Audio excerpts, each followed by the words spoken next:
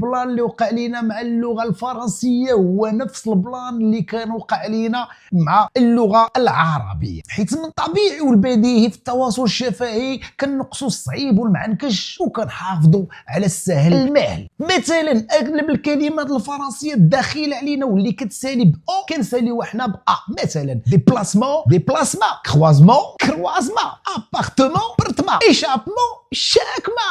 وكاين شي كلمات اللي واخا ما كتساليش بديك او درنا ليها ما درنا الكروازما، بحال كودما اللي ولات كودما، وبحال غون بوين اللي ولات رومبا. ولكن كاين شي كلمات اللي بقاو تقريبا كيف ما هما، غير حنايا ما غربناهم شي شويه. مثلا بيرميسيون رديناها برميسيون، ولا غاسيون رديناها غاسيون. اما حرف الان رديناه حرف را. ونورمالمون ياك عندنا حرف الغين، فعلاش هاد نورمالمون ما خليناهاش نورمالمون؟ مازال كون دوينا على حرف الفي نقدروا ندوزوها بجغيمه الماء، حيت حرف الفي نقدروا نعتبروه حرف داخل علينا، وهذاك الشيء علاش حنا بزاف الحالات رديناه حرف باء.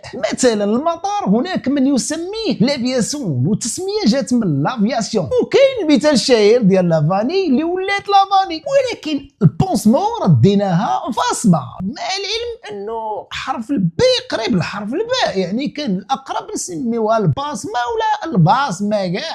اما الكلمات اللي كتسالي ب او رديناها كتسالي ب او، مثلا اورجو، بنو، لو جو، الجو. وبلا ما ندوي لكم على التصغير والصرف والتحويل اللي مارسناه على اللغه الفرنسيه بلا خبار الجنرال دوغول.